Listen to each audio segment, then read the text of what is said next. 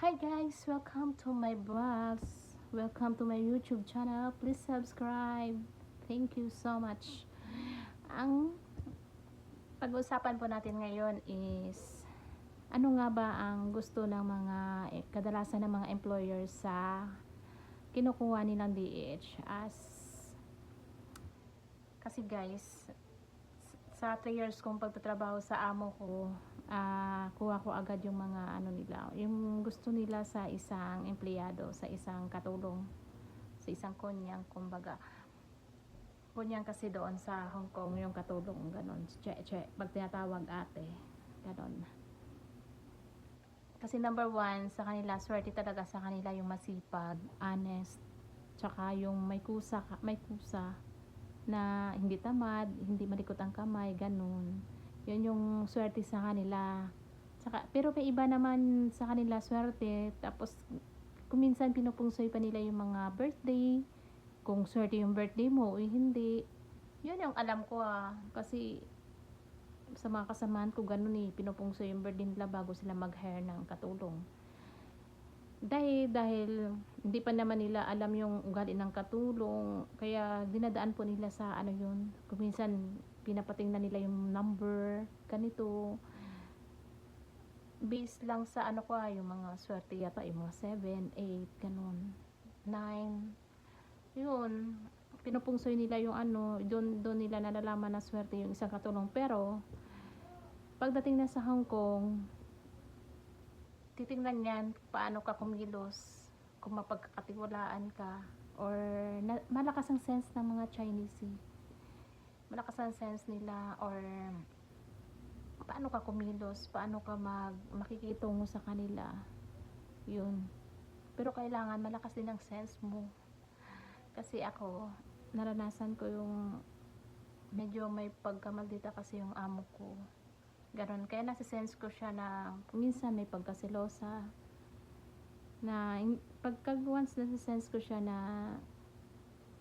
ganon, hindi na ako lumalapit yan kay sir, kasi kailangan naman talaga hindi ka close sa lalaki, mas close ka dapat sa babae, ganon. Kasi karamihan ng mga Chinese is selosa, ganon dahil. And then dapat sipag-sipagan ka sa unang araw mo, masipag ka. Hindi lang sa unang araw, dapat sunod-sunod na araw. Kasi yung ginagawa ko, mag-isa na kasi akong katulong, at saka first time nila, mas matanda pa ako sa kanila kasi ako is 34 na noon, sila mga 29, 30 pa lang. Mas ahead ako sa kanila ng 4 years. Tapos dalawang bata yung alagaan ko. Medyo mahirap. Medyo mahirap, pero tinitiis ko yun. 3 years old, tsaka yung newborn baby, nalagaan ko siya. Kasi dumating ako dito ng buntis yung amo ko, mga anak pa lang. Pero pasalamat pa rin ako kasi napakabait ng mga amo ko, sobra. Si sir at saka si ma'am. Pero yung panganay nila medyo may pagkakulit. Medyo tawag nito ang basta laki sa layaw, laki sa ano ba, kasi nananakit yun yung panganay. Pinapabayaan ko na lang. Pero umiba yung ugali nun nung nagtagal ako doon. Nakikinig na rin sa akin ng matagal. Kasi lalo pag lumalaki siya, tapos pag may nangangaral sa kanya, hindi ka nakikinig naman siya, pero minsan hindi pa rin maiwasan na sinisigawan ka, ganun. Pero yung bata kasi yun hindi ko masyado pinapatulan, ganun. Pero yung bunso, mabait. Sobrang bait ng bunso kung sobrang lambing. Pero buti na lang. Pero mas maigi na rin yun. Bata yung pasaway, tapos yung mga amo, mabait. Napakaswerte ko na nun. Napakaswerte ko na nun sa sa amo ko. Tapos yung pangalawang kontrata ko, nag-extend lang ako ng 1 year. Pangalawang kontrata ko is tinaasan nila yung sahod ko. Secret yung sahod ko, basta mataas. Pero yung nakalagay sa kontrata ko is mababa lang. Ang dinagdag lang doon parang bonus ko na monthly. Kasi ayaw nila magbayad ng nung alam mo yung back pay, yung parang kaya hindi nila nilagay sa sahod ko, sa kontrata ko yung taas ng sahod ko. Parang bonus na lang yung monthly sa akin. Ayun, gusto ko pa sanang tapusin yung isang kontrata ko, kaso napagod na ako. 3 years kasi ako sa kanila na walang ano bakasyon, kaya talagang ano, nakaramdam na ako ng pagod nun, tapos na virus pa kami nun sa Hong Kong, na 1 month kaming hindi nakalabas, lahat kami na virus. Doon ko rin na ano, na parang napagod na ako, parang gusto ko na umuwi ganon, kasi syempre may pera ka eh. Tapos yun, napunta na tayo sa ganon.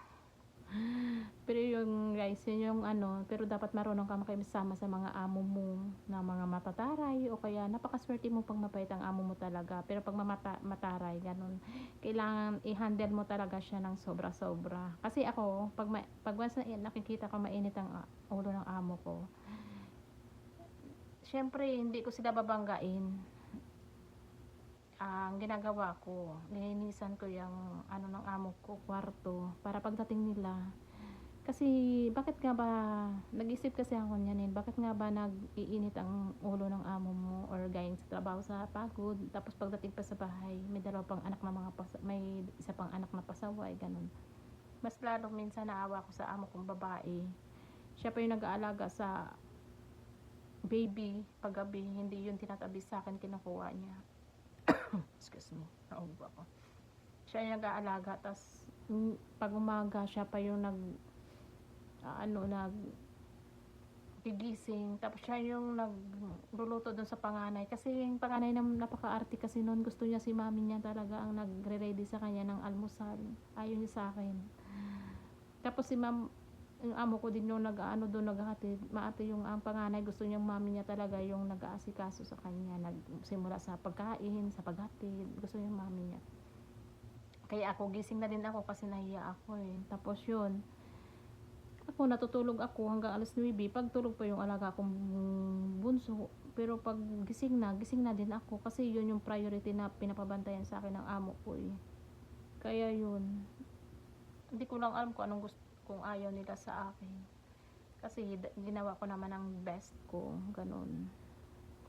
Kaya yun guys, huwag mo yung babanggain yung mga ayaw sa kanya ng amo. Kailangan marunong kayong makisama talaga. Si sir, wala akong problema, nakakatuwa nga yung sir ko yung may pagkakalog. Minsan natatawa kami pag nakain. Yun, si ma'am lang talaga medyo seryoso yun. Parang wala naman ako natandaan na nagalit sila sa akin, or may sinabi silang ayaw sila sa akin, wala akong natandaan. Kaya napaka swerte ko talaga sa mga amo ko na yun. Kaya yun guys, yun yung tip ko sa inyo, huwag nyo lang pabanggain yung wala sa mood ng amo nyo. Kailangan marunong kayo mag-sense kung ano ang mga ayaw nila at saan gusto nila, kasi yung mga amo na yan, malakas ang sense ng mga yan. Kahit sa mga pagkain, sa mga ganito, mahilig ka sa ganito o ganyan, ayaw mo sa ganyan, or sa mga damit, sa mga ganyan, maano sila, mabilis ang sense nila sa mga, lalo na sa mga ugali mo. Kaya pag may nakita silang hindi maganda sa'yo, yun, kailangan malakas din ang sense mo, kasi mga Chinese na matatalino yun pagdating sa mga ganyan. At yun lang guys, happy watching.